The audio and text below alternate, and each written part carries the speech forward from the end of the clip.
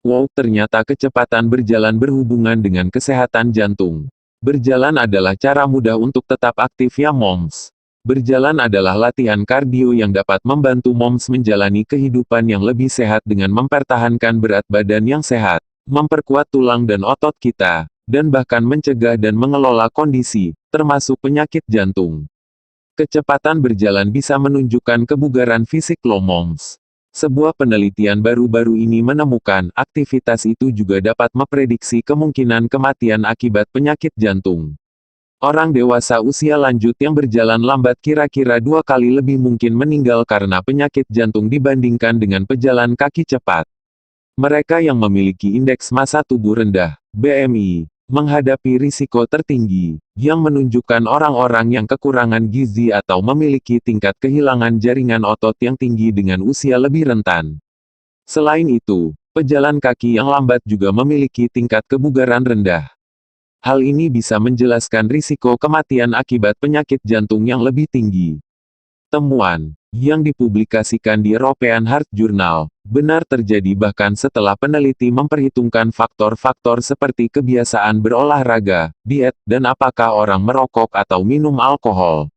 Profesor Tom Yates, peneliti utama penelitian dan pembaca dalam aktivitas fisik, perilaku dan kesehatan yang tidak banyak berjalan di Universitas Leicester mengatakan, ini menunjukkan bahwa berjalan adalah ramalan independen tentang kematian terkait jantung. Andrea dan rekan-rekannya menganalisis data yang dikumpulkan oleh UK Biobank antara tahun 2006 dan 2010 tentang sekitar 500 juta orang parubaya di Inggris. Pada awal penelitian, lebih dari 420.000 orang terbebas dari kanker dan penyakit jantung. Setelah follow-up 6 tahun, ada 8.598 kematian, diperkirakan 1.654 meninggal karena penyakit jantung dan 4.850 dari kanker. Para peneliti juga menganalisis kekuatan hand grip aktual melalui dinamometer untuk menentukan apakah itu merupakan prediktor kanker atau kematian terkait jantung.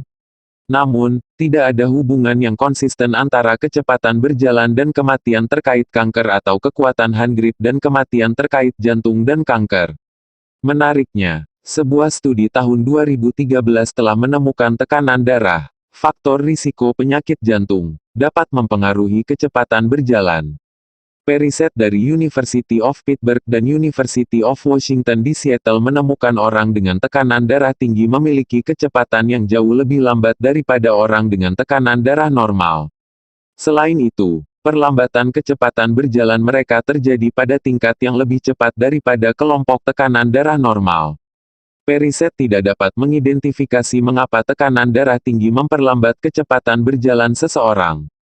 Berjalan dan bentuk olahraga lainnya bisa mencegah masalah dan mengatur kesehatan jantung. Penelitian sebelumnya telah menemukan orang-orang yang melakukan olahraga ringan, apakah berjalan atau mengendarai sepeda stasioner selama 30 menit 3 kali seminggu, memiliki 26% penurunan risiko kematian akibat penyakit jantung dan penurunan 20% dalam tingkat kematian secara keseluruhan. Ini karena berjalan membantu memperbaiki faktor risiko jantung, termasuk kolesterol, tekanan darah, diabetes, obesitas, kekakuan vaskular dan pembengkakan, dan tekanan mental.